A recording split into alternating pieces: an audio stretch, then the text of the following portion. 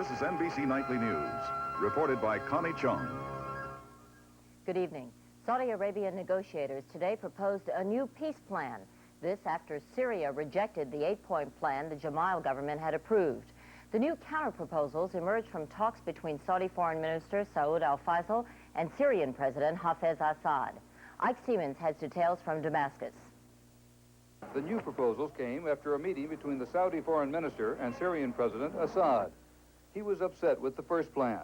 It would give Israel security arrangements in southern Lebanon and calls for Israeli and Syrian troops to leave Lebanon simultaneously. Assad doesn't like being lumped with Israelis. He says Israel is in Lebanon as an invader, while his country was invited there in 1976 to provide security. Details of the Syrian proposals are not known yet, but on certain points, the new plan and the one the Syrians rejected are sure to agree. One is the removal of the Marines and the Sixth Fleet, a demand that has dominated Syrian foreign policy for some time.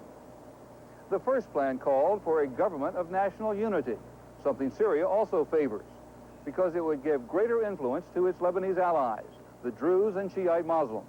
Until they get a larger role in a reconstructed government, it's doubtful that a new peace agreement will ever be reached, or that Syria will remove its 50,000 soldiers from Lebanon. Ike Siemens, NBC News, Damascus. The hope for peace has not deterred the fighting in Beirut as the Jamal government tries to hold on. Paul Miller has more from Beirut. The Lebanese army came under heavy attack at several points along the Green Line dividing East and West Beirut. But this time the army held its ground. Many parts of East Beirut along the Green Line were hit by shells and sniper fire. During lulls in the fighting, people cautiously went about their business, smiling with relief as they successfully negotiated the sniper alleys. President Amin Jamal is pushing for a ceasefire now that the peace plan he endorsed has been rejected by Syria. Jamal admitted today his government has made mistakes, but said that's no reason for his opponents to try to destroy the country. Jamal and his advisors are not disheartened by the failure of his most recent peace proposal. Even before Syria rejected it, Jamal said he would keep trying. If this plan couldn't succeed, we'll try another one. Jamal apparently has succeeded in opening a new dialogue with the Syrians, since a set of Syrian proposals was brought to Beirut today for Jamal's consideration. But those proposals presumably would be unacceptable to Israel and its Lebanese allies. The Christian Lebanese Forces, a major military and political faction, had already said it didn't like the previous plan because it gave Syria too much. The fact that negotiations are continuing gives Jamal some hope of finding a political solution to Lebanon's crisis. In the meantime, his opponents continue to attack his army as a way of keeping up the pressure for Jamal's resignation. Paul Miller, NBC News, East Beirut. The Italian news agency reports that Italian peacekeeping forces in Beirut will leave in 48 hours. Meanwhile, the 1,200 American Marines are beginning their withdrawal this weekend, as Henry Champ reports. Marines continued their withdrawal of what they describe as excess equipment from the beach to transport ships. And for the first time, personnel were seen to be airlifted out to the Sixth Fleet. Military spokesman saying these were not combat troops, but support staff. They say their bases at Beirut's airport, including this one manned by Marines of Echo Company, are down to bone and muscle. And although the order has not been given, they are ready to move at a moment's notice. If there is a concern among the Marines of Echo Company, it has nothing to do with their personal safety or their return home, but instead for their reputation. I don't want to look like we're running anything, because we're really not afraid, you know.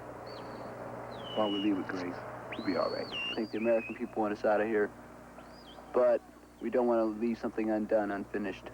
That sentiment is universal among the Marines. And to many of the leaders in Lebanon who counted on America, that job is unfinished. Former Prime Minister Saeed Salam.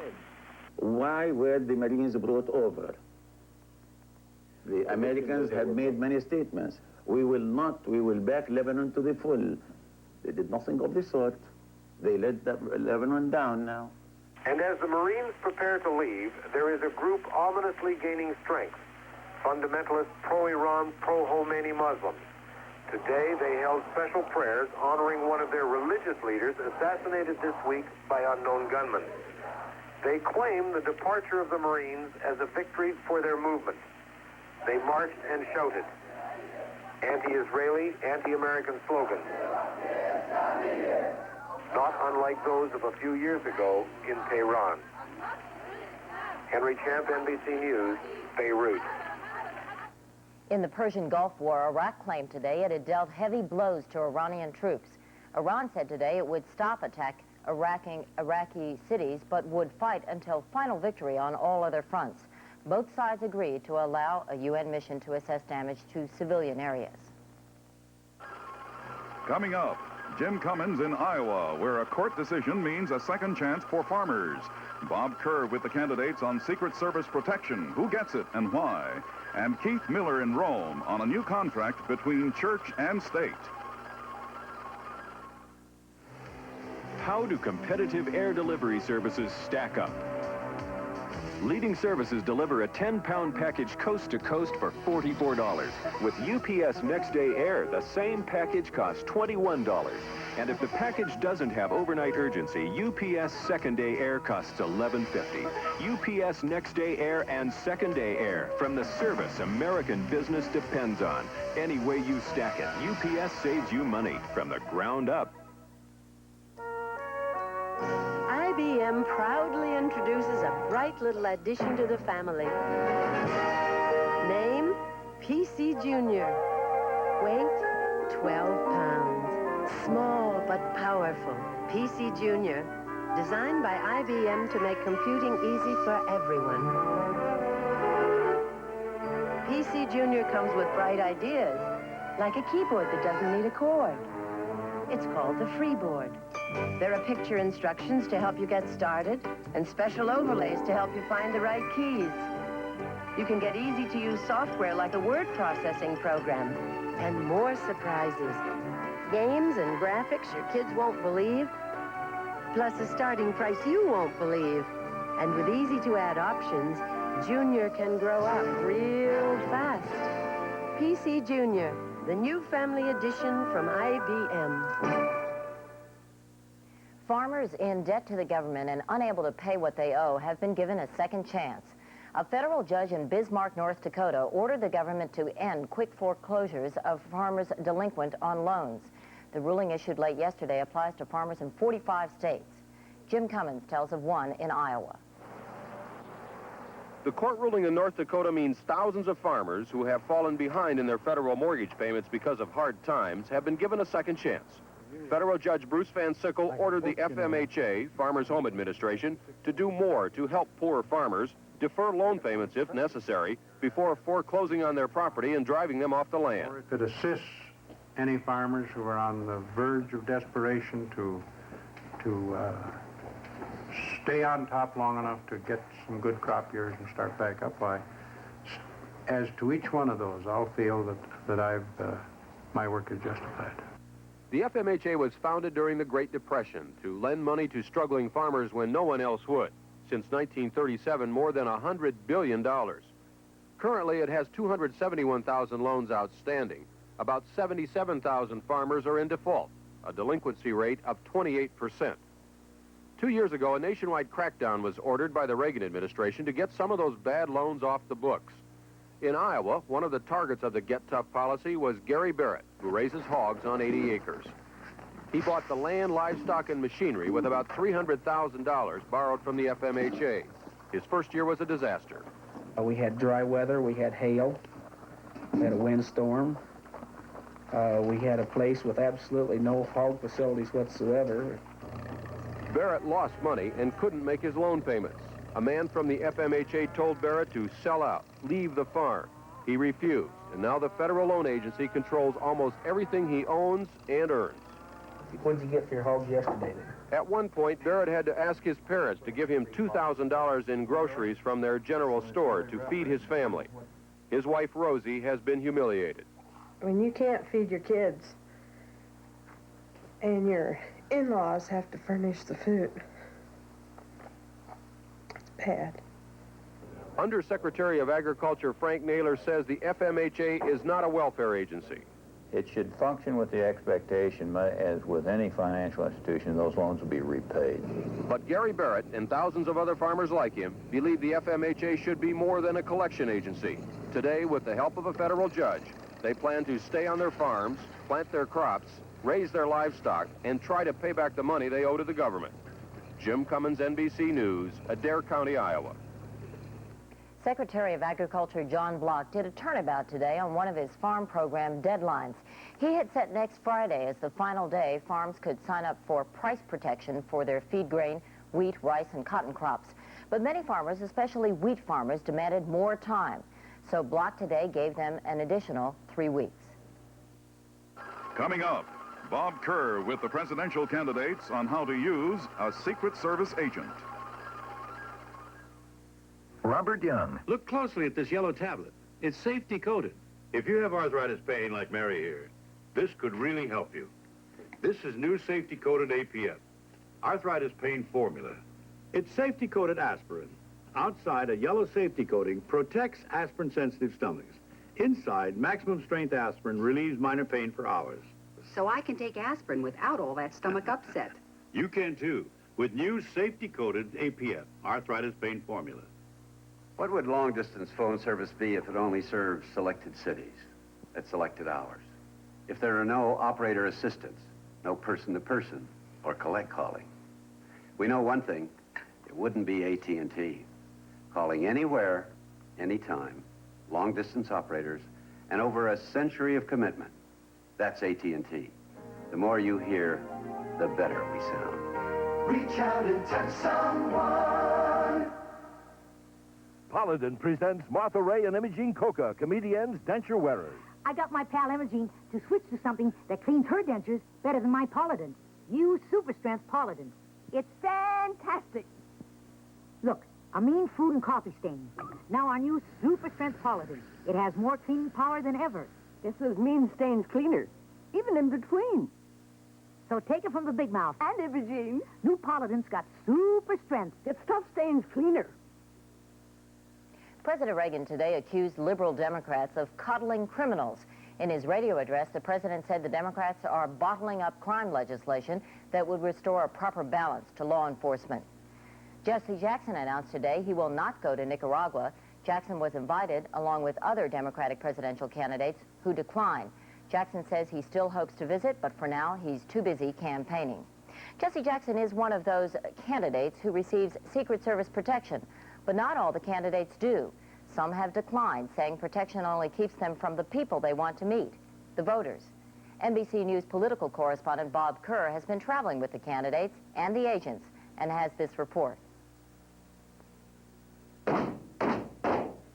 Secret Service agents trained to protect presidential candidates, to prevent them from becoming targets. But agents do more. They give campaigns the look of importance. Thanks a lot. Walter Mondale in Iowa with Secret Service protection. What about utility bills and so on? Here is Mondale in New Hampshire before receiving protection. He's a grocery store man. In Seattle with protection. Externally, it creates excitement. That's instant excitement, and it focuses attention on the candidate himself. There is a certain ego massage involved in it as well. Frederick Dutton has helped manage 3 presidential campaigns. Americans today are ready to roll up their sleeves. 4 years ago, to make candidate George Bush appear more important, his ads featured staffers who looked like Secret Service agents. Bush did not have agents then. Al picks us up where? Gary Hart did not have agents when he used to campaign in a van from town to town. Now, Hart travels like this. This has a ring of authority to it, I guess, that an otherwise non-protected campaign does not have. Candidates can use the Secret Service to prevent certain social encounters. Or you'll have some local person who you really don't want to see, and you tell them that you can't get them security clearance. That happens. Oh, sure. I think there's a woman meeting us here. No Secret Service motorcade for George McGovern. Appreciate your help. Whoever picks him up at the airport gets him where he's going. McGovern Thank you very much. and Alan Cranston are the only candidates this year to decline Secret Service protection. I don't have any desire to look more important than I am. And I don't know how important I am. I like to talk to people and find out what's on their mind, tell them what's on mine, and to be relaxed about it and not have somebody shoving me along or keeping them away from me. No doubt, though, protection can be necessary. I am somebody. Respect me. Protect me. Protection in crowds like this.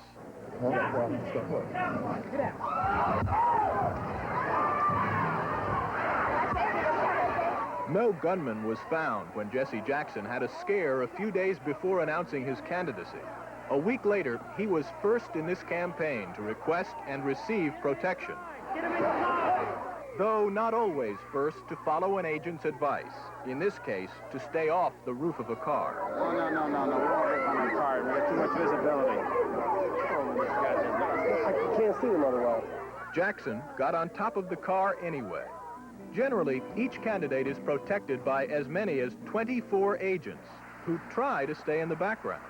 What the Secret Service tries to do is become non-persons. It's nothing like having someone who's, 6 feet tall, wearing a dark suit with an earplug, talking into his thumb, trying to look totally unobtrusive. The cost of protection is up, way up.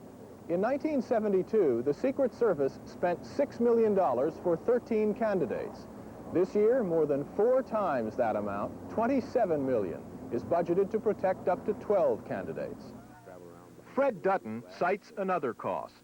The underlying question is, how many barriers, visible and invisible, do you put between a Democratic leader or potential leader and the public out there? That is a difficult question in a country where barriers are present because candidates are threatened. Bob Kerr, NBC News, Montgomery, Alabama. The Chicago Tribune reports organized crime figures offered $100,000 to have former Chicago Mayor Jane Byrne killed while she was in office. The newspaper says federal agents were alerted to the plot by a reliable informant. Extra security measures were taken, but the attempt on Mayor Byrne's life never took place. The newspaper says the mob figures wanted Byrne out of the way because they didn't believe she was pushing hard enough to bring legalized gambling into Chicago. Coming up, Robert Hager on the contamination of underground drinking water. The party the office was throwing for the personal computer was getting a little dull.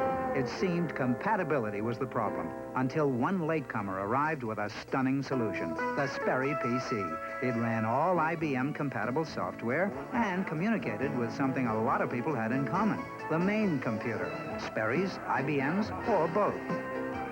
The Sperry PC. It's what the personal computer should have been in the first place. The good life in America means reaching for your dream. It means building. Building is in our blood. As one of the largest real estate investors, the Equitable puts up skyscrapers, malls, hospitals, hotels. But what we're building is a better way of life. We are the Equitable. Yes, we'll help you live the good life. We are the Equitable. We can help your dreams come true. Planters dry roast peanuts. Well. Well, your limo has arrived, sir. Thank you, Chief. To the Opera House, driver. And munch on it. Fanta's dry roasted peanuts. So crunchy, so full of fresh roasted flavor, they make ordinary occasions special. Up, lazy bones. Planters peanuts. You must want me to get up and cut the grass. Nope. I just thought I'd sit here with you and watch it grow. Americans are increasingly concerned about their drinking water. Much of it is contaminated. Some is so polluted it is no longer safe to drink. Robert Hager reports on underground pollution and on what the Environmental Protection Agency wants to do about it. The residents of Lee, Maine didn't think they had the kinds of problems facing heavily populated parts of the United States.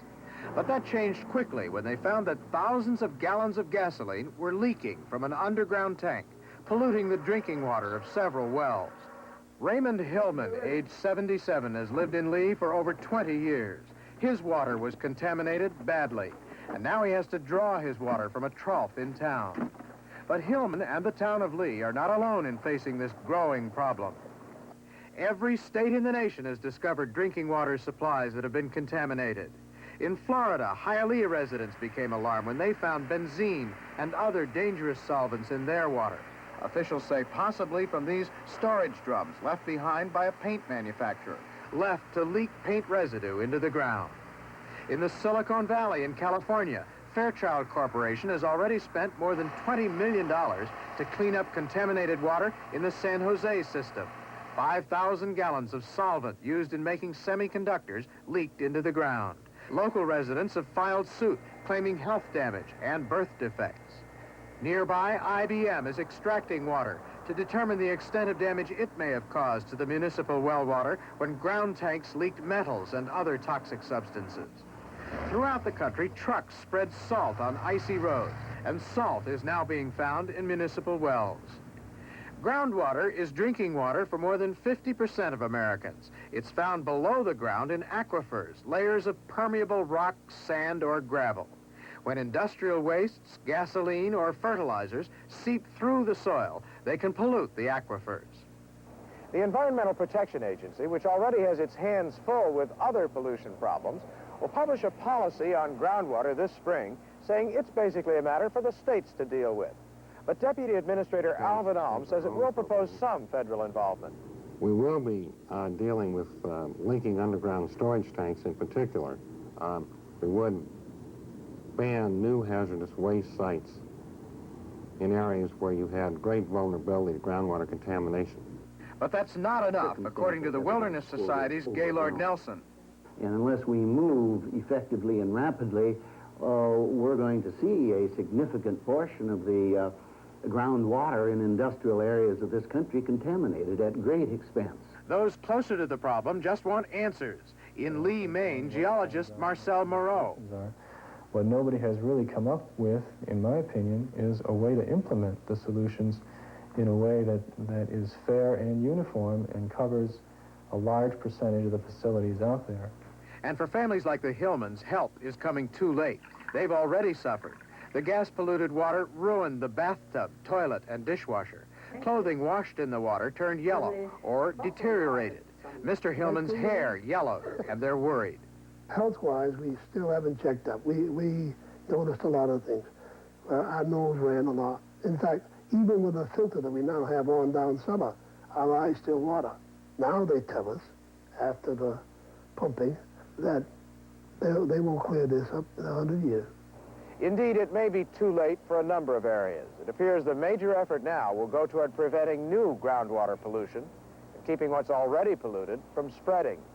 Robert Hager, NBC News, Washington. What happens when the right stuff goes wrong? In Monroe, Louisiana, people who went to see the movie about America's astronauts began to suspect something was wrong when a plane began flying backwards. Next, pilot Chuck Yeager took a walk on the screen backwards. Then the movie blacked out for 10 minutes, and finally the theater announced it was having technical problems. The audience left the wrong stuff a little bewildered, walking forward to the exit. Coming up, Keith Miller in Rome, where the Vatican has given up some of its special status to the Italian government. Back in '69, Subaru was pretty much alone in introducing front-wheel drive. In '75, with on-demand four-wheel drive, we were alone. And now with turbo traction, turbo plus on-demand four-wheel drive and automatic transmission, we're alone again. And we don't plan to be part of the crowd in the future either. Subaru, inexpensive and built to stay that way. Minutes seem like hours when hemorrhoids flare up, but today science has developed a unique system for fast, effective, temporary relief of occasional hemorrhoidal pain and itch. This fast relief is New Fleet Relief. Faster than suppositories, its unique applicator allows a hospital-tested ingredient to reach painful areas instantly for effective relief that lasts. Fleet Relief is convenient, portable, ready to use, and disposable. Don't wait for relief. For fast relief, Fleet Relief. Last year, we asked our competition to pick the best personal computer based on price and memory. They all chose the Commodore 64. With all the changes in the computer industry, we thought we'd better check again. The new IBM personal computer chose the Commodore 64. The new Apple IIe chose the Commodore 64. The more things change, the more things stay the same. Commodore, in more homes than any other home computer. This man is the biggest drug dealer in the world. His government won't touch him. The police are afraid of him. First camera goes behind the headlines to expose the world's biggest cocaine operation, Sunday. The Vatican and the government of Italy signed a new agreement today, one which sets the Catholic Church and the state of Italy further apart as independent and sovereign bodies. Rome ceases to be the sacred city. The Catholic Church is no longer to be the sole religion of Italy. More from Keith Miller.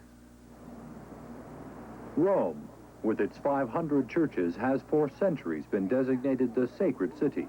Churches remain, but Rome's sacred status was dropped today, along with many of the privileges granted to the Roman Catholic Church in Italy. Government and Vatican officials signed a revised Concordat, greatly limiting the Catholic Church's role in Italian society. It took 15 years to negotiate the agreement.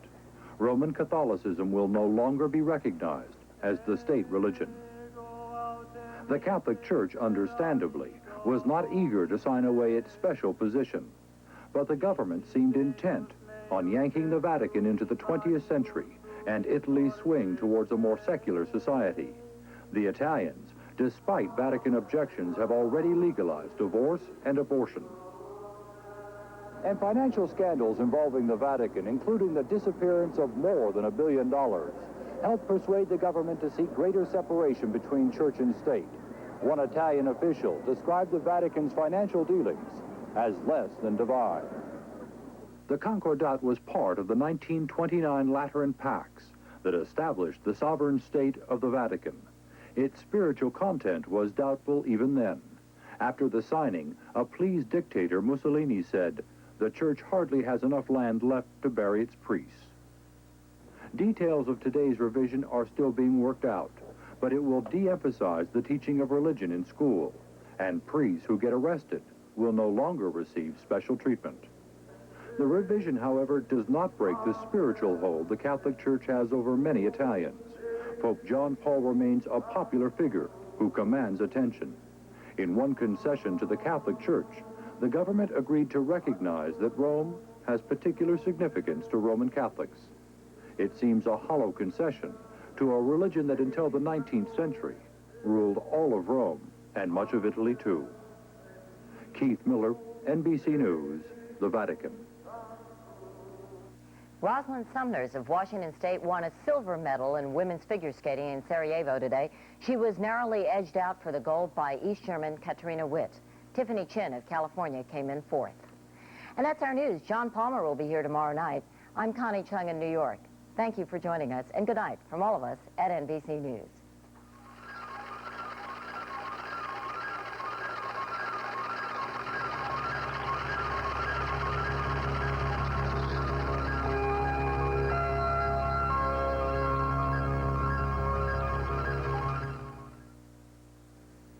Saturday, meet Arnold's new brother. This is the end of the good life. A new family on different strokes.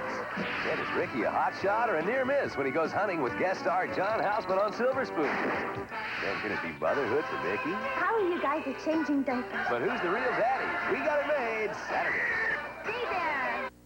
50. Alice. How much of the king? Alice. 1476. Someone with impaired hearing may not even be aware they have a problem. Often the hearing loss is gradual and mistaken for inattentiveness. At Better Hearing, we are sensitive about our customers' needs. We endeavor to fit each individual with the best aid for them, like the Starkey Intracanal hearing aid, which would not obstruct the wearer's glasses or phone use. We serve the entire northwest Arkansas and eastern Oklahoma area in order to meet the hearing needs of our customers. Let us at Better Hearing be of service to you. The most prestigious award that any import manufacturer can receive in America is the Motor Trend Import Car of the Year Award. And for 1984, Honda won not only the first place, but the second and third place. So if you've been thinking about buying a new car, you ought to look at Honda, because they're at the very front of design and engineering of all cars built in the world. And you can see them all today at Nelms Honda BMW, Highway 71 North in Fayetteville.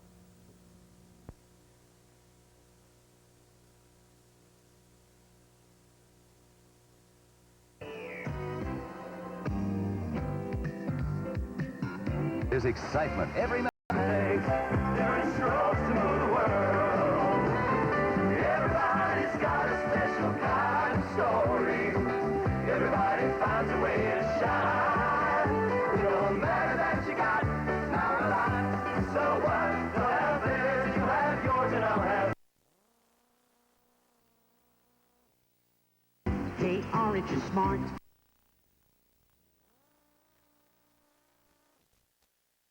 Different strokes to move the world. 16 glasses of Florida orange juice, please. Orange is smart for drinking orange juice, for that clean and sunny taste. Hey, Orange is smart for drinking orange juice, pure refreshment any place. Hey, Orange is smart for drinking to your body's content, the taste that only nature could invent. 100% pure from Florida. Hey, birthday girl, Orange is smart. Sunday, it's Goliath's revenge. As Michael Knight battles his evil twin. Last night has escaped from prison. We meet again. The lives of April and Devon hang in the balance as the rematch of the decade leads to the ultimate 2-hour showdown. Goliath is invulnerable. Can kids survive this special all-new Knight Rider Sunday? It's Mr. T and Bob Hope Going Hawaiian with guest stars Lonnie Anderson, Miss Venus USA, and Tom Selleck. A comedy spectacular Monday, February 27th. Be there.